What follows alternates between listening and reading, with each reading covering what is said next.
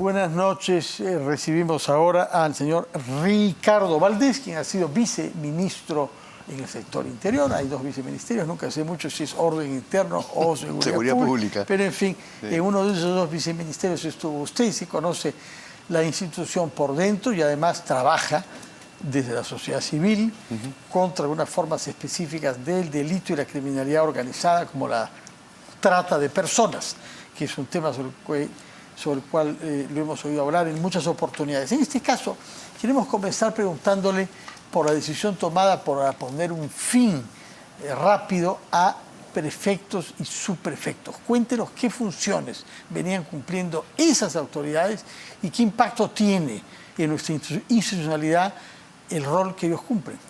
¿Cómo no? A ver, los prefectos y subprefectos forman parte de una dirección general que se llama Gobierno Interior. Años atrás, el Ministerio del Interior se llamaba Ministerio de Gobierno y Policía, sí, ¿no? Sí. Porque hacía mención al Gobierno Interior. No existía la descentralización y los prefectos eran la correa de transmisión del Ejecutivo, del presidente vía Ministerio del Interior, con los lugares más apartados. Y el prefecto era una autoridad importantísima en esa época. Más apartados, pero también el prefecto de Lima era muy importante. No, prefectos en regiones, en departamentos, y luego los subprefectos en todas las provincias del país, ¿no? Y, en fin, tenientes gobernadores, qué sé yo. Entonces, eso ha permanecido en el tiempo, pese a la descentralización, así son parte de la estructura del ministerio, forman parte de una dirección general que depende del viceministerio de Orden Interno, y tienen como función principal, dependiendo de su ámbito territorial, un tema bastante superficial, que es el manejo de las rifas y esas cosas, y el destino de los premios, algo que se heredó de épocas pasadas, pero su función principal es colaborar con el orden interno, ofrecer las garantías necesarias a la ciudadanía. Cuando se piden garantías a la prefectura, que a veces es algo poético, en realidad el prefecto debe intervenir frente al jefe policial para que se ofrezcan las garantías. Mediar en los conflictos, de ahí que tengan que tener neutralidad, que tengan que tener conocimiento de la zona, que tenga que ser gente muy respetada por su... Pero se ha visto que los prefectos y subprefectos... Estoy hablando de lo que dice el reglamento, las funciones, que fue la pregunta. Ahora, lo que pasa en la realidad y lo que ha pasado recientemente, podemos conversarlo después, ¿no?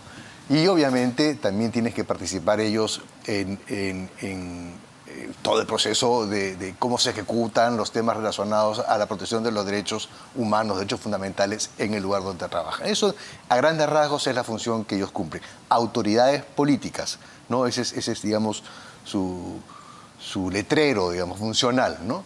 Entonces, ¿qué ha pasado en el interín, no? En el interín lo que ha pasado es que durante el gobierno del 2000 en adelante, han sido cargos que el Ejecutivo los ha tomado, los partidos políticos sobre todo, para tener una posibilidad de influir en las regiones donde están. ¿Cómo pueden influir? Pueden influir de diversas maneras. En primer lugar, es gente que es pagada, o sea, el prefecto recibe un sueldo, lo mismo que su prefecto, y por lo tanto suelen poner a gente cercana al partido político. Y se prioriza la parte política y no se prioriza la parte de la idoneidad para el manejo de este tipo de funciones, ¿no? Entonces, eso ha sido más o menos, ha dependido del ministro del Interior, el exigir que se ubique a gente que, si bien puede, digamos, pertenecer a una afiliación política, sí cumpla con los requisitos de los perfiles necesarios para el cargo, no tener la capacidad profesional para manejar lo que debe manejar. El primer conflicto que tuvimos con el ministro Carrasco, que implicó la renuncia de los viceministros de Orden Interno, del Interior, ahí nomás, a los 2 días de estar le renuncian los viceministros de Seguridad Pública y de Orden Interno. Le renuncian porque el de Orden Interno le impusieron o le querían imponer a un director general de Gobierno Interior puesto por el presidente de la República o sugerido por el presidente de la República, que no cumplía con los requisitos que se necesitaban, como hemos visto en muchísimos casos en los meses de Castillo, ¿bien? Entonces eso ocasionó la renuncia de estos viceministros. ¿Eran viceministros heredados de la gestión? Venían de la gestión de Eliche, fue el ministro del Interior saliente, ¿no? Así es, ¿no? Entonces, desde ahí ya se conoció un poco la intención del presidente Castillo en ese momento, Y eso además se complementó porque creo que lo fundamental, más allá del tema de prefectos y subprefectos, es la estrategia general que se fue desarrollando y montando a lo largo de estos meses. ¿Cuál fue esa estrategia? La estrategia fue copar ciertos cargos y posiciones a nivel del Ministerio del Interior y a nivel de la Policía Nacional. En esto está la lógica, obviamente, de la compraventa de grados, ¿no? Pero eso después lo explicamos. Entonces, ¿cómo influyo en direcciones de la policía que son fundamentales? Los socios políticos del momento, Cerrón y compañía, y a su vez los socios políticos del otro segmento, porque él era, como lo fue en el 2017, el fiel de la balanza. Él representaba al lado de Perú Libre y al lado de los que provenían de las filas del Movadef, el FENATEP, que él formó, ¿no? Los maestros de ese bloque. Y él estaba ahí, él era un poco digamos, bisagra, la bisagra, ¿no? Entonces, ¿qué es lo que ocurre en ese caso? Pues había gente que traía problemas de corrupción, entonces intentaron tomar la dirección de corrupción, la de lavados de activos, la de terrorismo, otros también tenían procesos por terrorismo, la DIVIAC, que eran los delitos de alta complejidad, que habían estado investigando todos los temas, y trataron de influir. Eso ha sido la gran pelea durante meses al interior de la policía, de cómo iban esquivando los intentos y los zarpazos por parte de la policía. Usted dice que la policía intentó esquivar y los zarpazos, que resistió a la voluntad de ser dominada y puesta al servicio de intereses ilegales. Sí, pero logró su cometido en parte cuando, a través del comandante general Gallardo, según lo aseguró el segundo, en diciembre del año pasado, el general Bueno, teniente general Bueno, cuando se estructuró una nueva modalidad en los ascensos a general, los generales son los que comandan, ¿no es cierto?, una nueva modalidad en la forma de calificar a los coroneles. Y incrementó el peso de la entrevista. Y al incrementar el peso de la entrevista, obviamente, el entrevistador colocó la cara. O sea que dosificaron las notas de una manera tal que hubiera más subjetividad. Mucho más subjetividad. Una toma de decisión a última hora. Exacto, y arbitraria. ¿No? Y entonces, ¿y eso se hizo vía una norma? Eso se hizo vía una directiva. Directiva, claro, de la policía. De la policía. Por lo cual el propio teniente general Bueno dice, yo no, esto no está bien, no, esto no lo acepto, y él renuncia, entre eso y otros motivos más, ¿no? Entonces, y además renuncia y salen otros generales también de la policía que no estaban en su momento de acuerdo con este tipo de procedimientos. Esto era parte también de la intención de tomar cómo, a su vez, se iban movilizando en otros lugares del sector público con diversas intenciones, ya sea transportes y comunicaciones, en fin, vivienda, etcétera, ¿no? Que era la gran mafia que estaban buscando, obviamente, manejar dinero para poder, a su vez, ya lo hemos visto después, a otro nivel, controlar el Congreso de la República comprando congresistas. Entonces, ¿quién hace eso? ¿Quién es el operador de estas compras de congresistas? Mire, el operador, eso está en estos momentos en plena investigación. Es lo que vienen denunciando los colaboradores eficaces. Recordemos a Carolín López, que fue la primera, sí, que denuncia la presencia de los niños. Sí. Y esto ha venido ya profundizándose en el camino. O sea, aún no tenemos los resultados definitivos, pero aparentemente son más de los que pensábamos que eran. Y eso es importante conocerlo porque en todo caso siguen en sus funciones. Lo mismo cuando, regresando a la policía, lo que a mí me parecía inaudito, y lo hemos conversado en otro momento, sí, aquí en este canal, es que estos generales, cuando ni bien fueron ascendidos, inmediatamente los pusieron en posiciones claves. Frontera Norte, Zapata, que después lo pasaron a lavado de activos. Frontera Sur, Rivera, que ahora también está preso. Callao, y eso significa aeropuerto y puerto. Ucayali, y en fin, varias posiciones. Los que eran conocidos y a los que el Ministerio Público en febrero de este año les abrió una carpeta fiscal, una investigación. Y a su vez incorporan después también a Gallardo en esa investigación justamente por facilitar todo esto.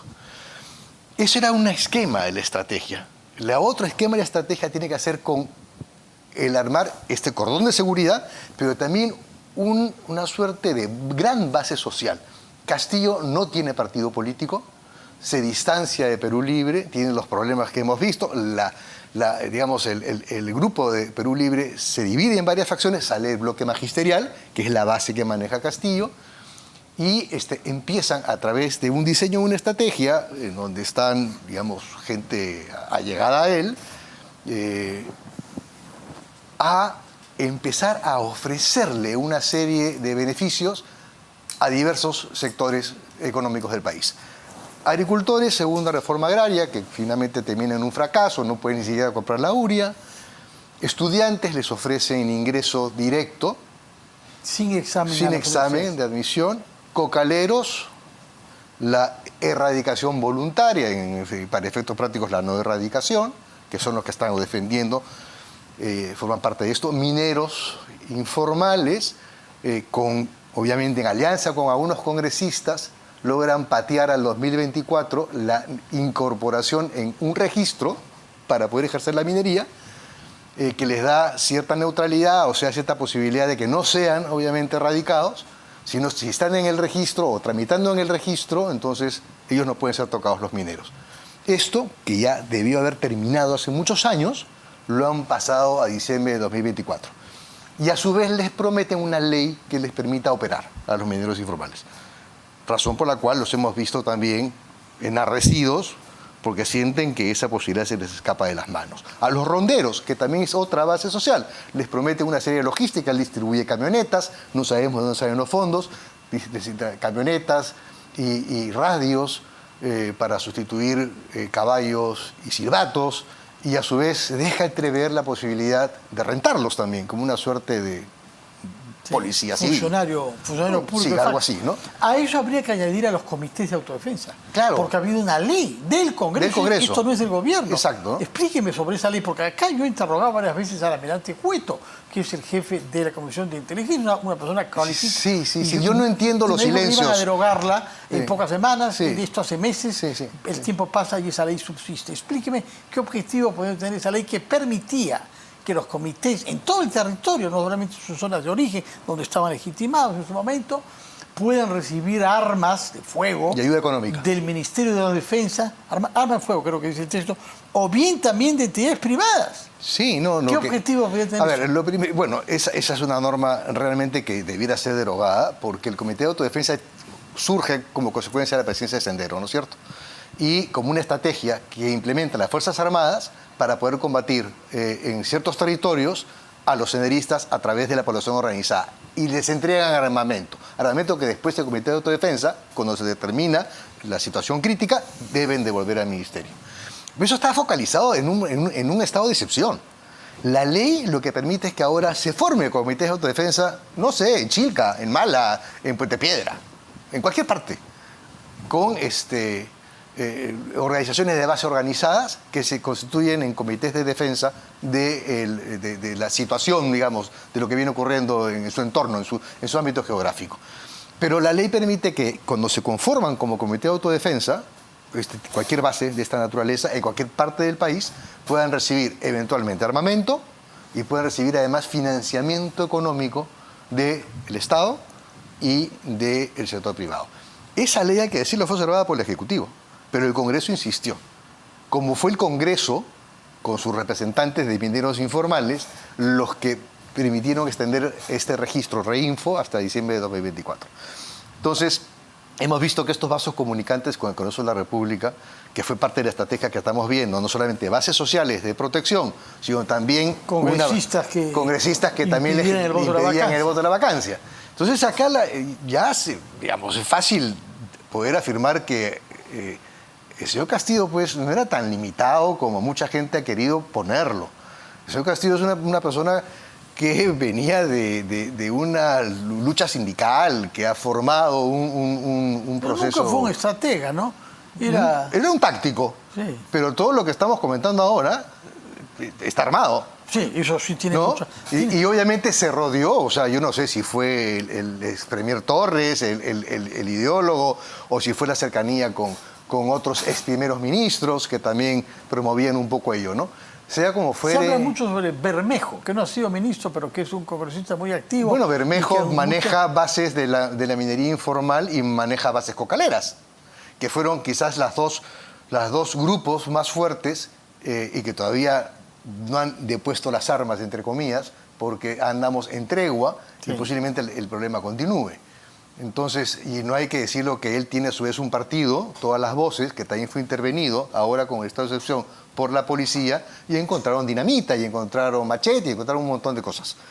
Entonces, allá hay temas que también tienen que ir poco a poco absorbiéndose y resolviéndose. Con esto lo que quiero decir es que no será un estratega, pero sí se montó una estrategia en donde él ha sido el conductor y, bueno, finalmente pasó lo que pasó, que eso sí es otro tema que habrá que ver cómo lo explicamos, quizás desde el punto de vista de la psicología. El 7 de diciembre, cuando creo que hace una mala lectura del escenario político y se produce el golpe de Estado, el intento de golpe de Estado, que finalmente... De acuerdo. En esta estrategia que usted nos ha descrito con mucha claridad y detalle, el rol de los prefectos, para regresar a nuestro tema de origen, y subprefectos es importante porque se trata de varios miles de funcionarios públicos. Cientos, sí. Y miles, creo, ¿no? Claro, porque hay 1900 distritos en el Perú, sí, así es. Y cada distrito tiene un subprefecto, ¿no? Sí, así es. Y hay las 190 provincias, etc. O sea, por lo pronto hay más de 2000 ahí. ¿Se puede abolir ese cargo? Porque usted dice que en hay dos realidad caminos. Es una institución que data de muy claro. antiguo, de origen francés, Claro. y a su vez en Francia fue introducida a partir del Imperio Romano, que son ellos los que inventan los prefectos, o sea, el que representa al emperador en una provincia, efectivamente. Pero ha habido descentralización, entre tanto, con gobiernos regionales que no son representantes del presidente, al revés, puede ser de oposición. Sí. O sea, que se necesita una presencia nombrados del Ejecutivo, ahí se necesita. Sí. Pero hay algunas personas que quieren abolir. ¿A usted le parece razonable? Hay dos caminos acá, ¿no? Uno, en efecto, es simplemente abolir un poco o darle un giro distinto a lo que puede ser la Dirección General de Gobierno Interior, y más bien convertirla en una unidad específicamente profesional para el manejo de los conflictos sociales y absorber la Dirección General de Orden Interno, fusionar ambas direcciones generales, que hay una de orden interno que ve los temas de conflictividad. Porque la verdad, el Ministerio de la PCM no funciona como debiera. Pero además funciona para conflictos sociales. Sí, claro. Sí, pero aquí obviamente... Mientras que el prefecto es mucho más que eso. Es mucho más que eso. Articula con relaciones. No, y además, entonces lo que se puede hacer es revisar las funciones de gobierno interior y empezar a delegarlas a otro tipo de organismo del Estado. Es decir, se me ocurre, directamente las garantías hay que solicitarlas en la comisaría o en la región policial, no solicitarlas en la prefectura, por ejemplo, no las garantías personales, que son además los que podrían, eventualmente tienen la posibilidad de garantizar cierta vigilancia o protección a un ciudadano que se encuentra amenazado. Y así habría que ver cada una de ellas, es decir, aquellas que están relacionadas con el orden interno y el manejo de los conflictos sociales deberían ser parte de la Dirección General de Gobierno Interior, ¿no? Que ve la conflictividad, o de la PCM.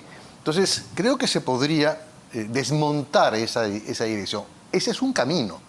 Pero si se decide continuar con Gobierno Interior, creo que lo principal aquí es definir, en realidad, el mecanismo de elección del prefecto y del subprefecto a nivel nacional. Entonces, he escuchado que el premier Otárola habla de una elección popular.